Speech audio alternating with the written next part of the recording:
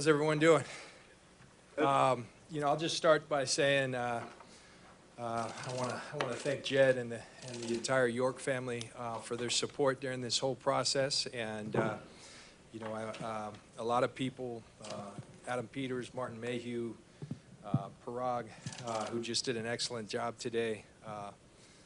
With the various trade scenarios that we were working through and eventually pulled off. I want to thank Kyle because, when we're in the midst of kind of putting this whole thing together, he took the time to be there in these in all of these draft meetings, as did his staff. And so I think an extremely productive day. I can tell you right off the bat that we had a board, as you guys heard the other day, with just under 200 players. And in terms of how we rated them, we got 2 of our top 3 players, and we were able to do that. And we're thrilled, we're ecstatic.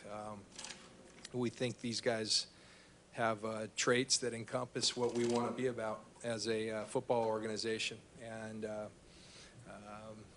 we're, starting with Solomon, I think we see a special football player, a disruptive football player who has tremendous versatility.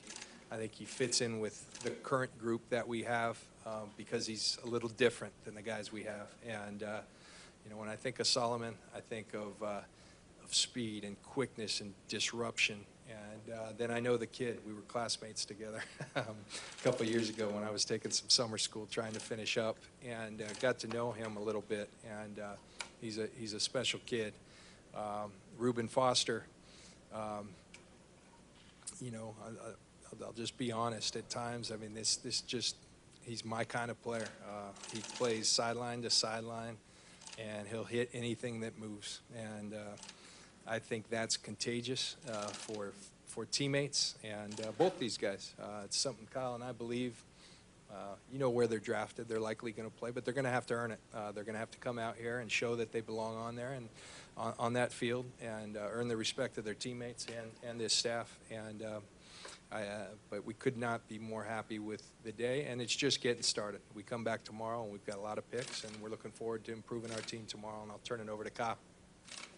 I think John just said it about the players. I could repeat everything right there, but he said it, so we'll open up to questions.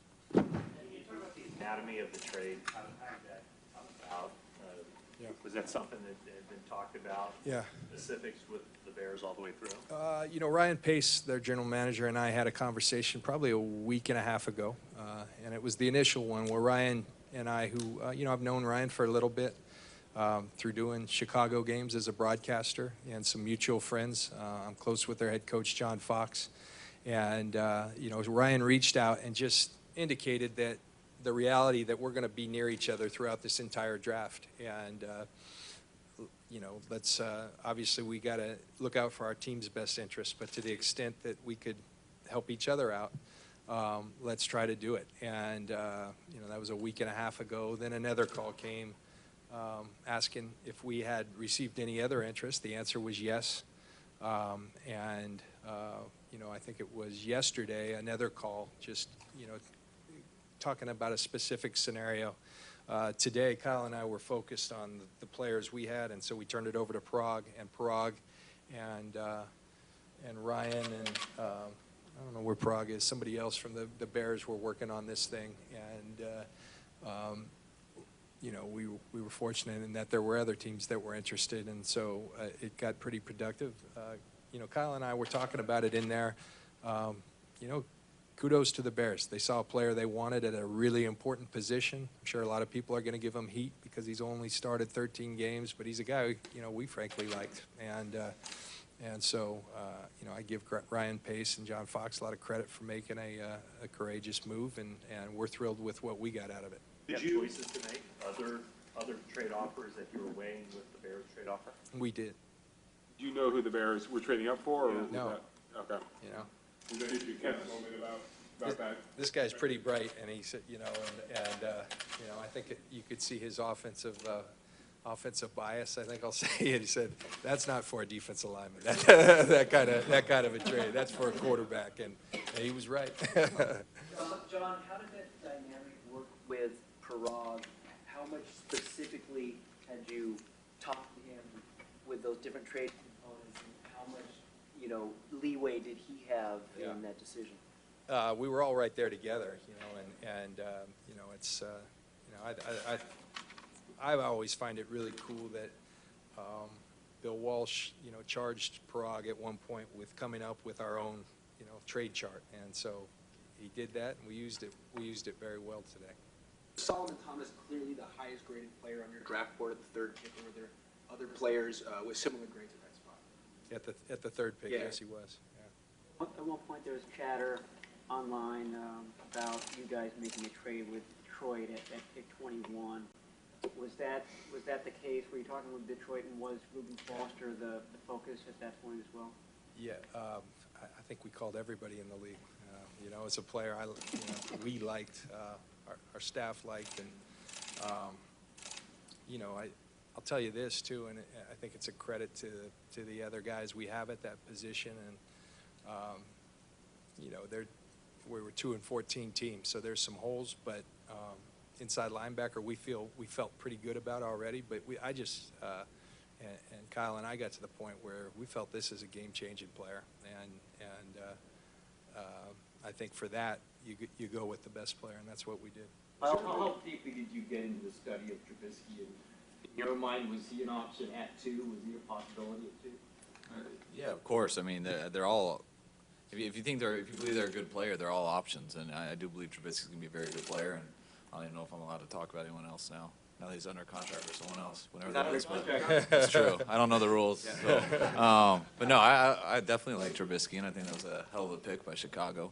You see a guy that, especially when it's a quarterback, if you believe that he's going to be your guy and that's who you want, you got to go get him, whatever it takes. And I thought that was a smart move for them, and I think it was a smart move for us. So I think both teams benefited. John, are we to infer that if you got 2 of the top 3 players on your board, that if the Bears had taken Solomon Thomas, that you would have at 3 taken Reuben Foster? Perhaps. I mean, it was very likely. Who's the third player? Miles? Miles. Yeah. At what point in this process did you feel comfortable, or how much time did you spend with Reuben Foster to get comfortable with whatever questions you might have had, not only with the medical, but also? Yeah, no, I'm proud of that. We were exhaustive in our you know, getting to know the kid. We met with him at the combine. We had him out here for a 30 visit. Kyle and I both spent a lot of time on the phone with him, FaceTiming.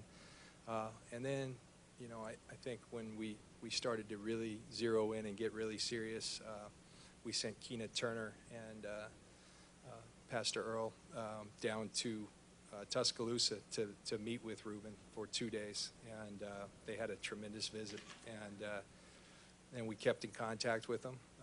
Young man's going to be disappointed. He felt like he was one of the better players, but I can also tell you that this was a place where Reuben wanted to be. He indicated that numerous times. Whether he told everybody else that, I don't know, but it felt genuine, and I think that's something we love about Reuben, is that he's a really genuine young man. He's got a smile that lights up a room, and the way he plays football is special. One of the things he said he wanted to come here, John, was to be the next Patrick Willis. Yeah. I mean, what similar traits do you see in him that Patrick Willis had for this franchise? Well, I've told you what I think about Reuben, but I hope he's the next Patrick Willis. We'd be doing really well.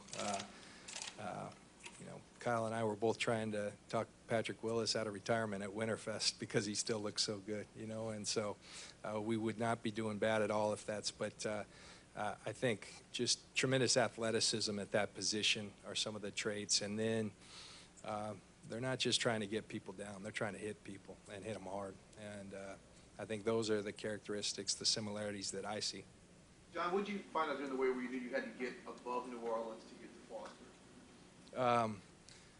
Steve, we were trying everyone. We were going down the line, and you know, I think this is something that you know, we can talk about when Reuben's here, but you know, Reuben thought that because we were at 34, we made a trade at the end with Seattle, and you know, when I was talking to him, he said, "Coach, you know, New Orleans is taking me," and I said, "No, we're taking you," and it was hard because it happened late in the process, and so he was really excited when he found out that we had pulled off that trade, and we were certainly very excited. Sean Payton did say that they were probably taking Reuben Foster if you guys hadn't. Did you have intel that was suggesting that? No, just when Reuben told us that, no, coach, he calls everyone coach. He calls me coach too, so. John, Yeah. John, if Chicago was just the next pick, they could have waited you out possibly, and if you didn't know who they were going to pick, and they didn't know who you were going to pick. Did you, without getting into too many details, did you have to play a little poker with them and say, we might take Trubisky, or we might trade with somebody who might take, how do you get these extra picks from them just to move one down, one slot? Because I think there were other people involved, and so, the trade improved here in the last day because of that. And now, I think I had gone and, he's on a different team, but we did like Mitchell Trubisky, and we both had gone and seen him, and so I think they probably felt there was interest, and there was.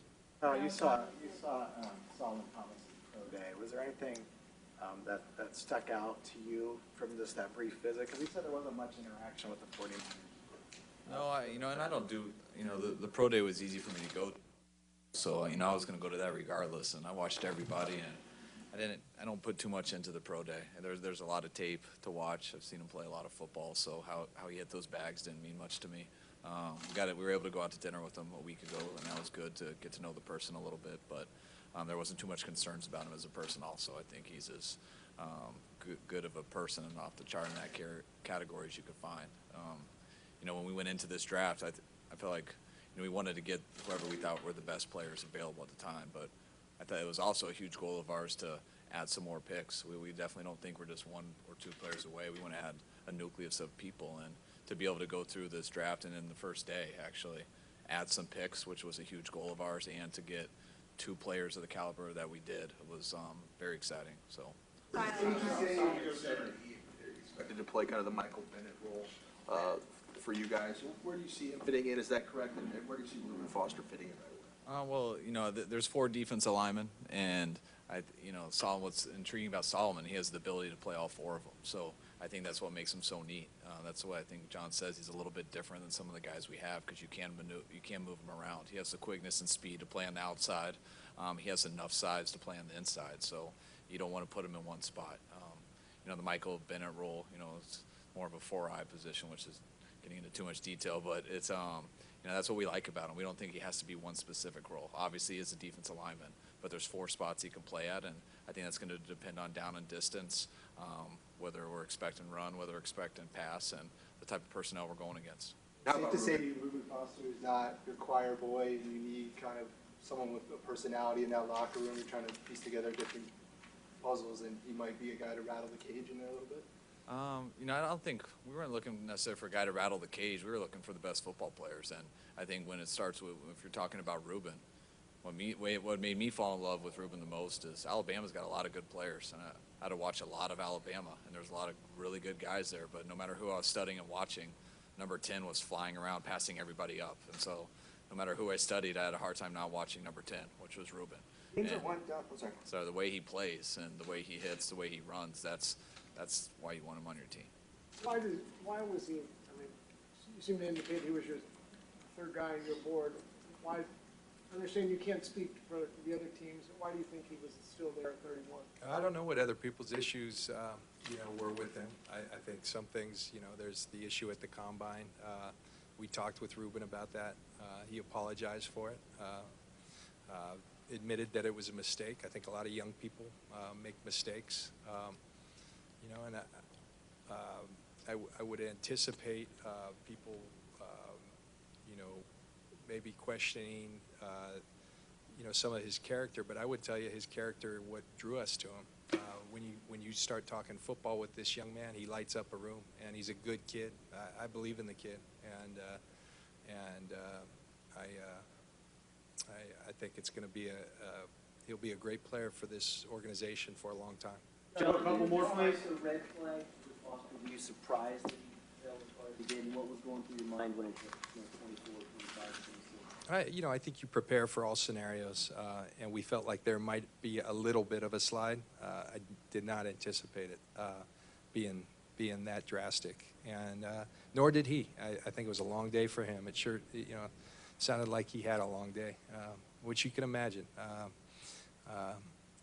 When you're expecting probably to be taken much higher, that's tough on a kid. But I feel really good, not only because we got a great player, because I think we're going to have a great plan for the young man, both on the field and we care about the kid. You don't think the diluted drug test sample makes Foster somewhat of a risky pick?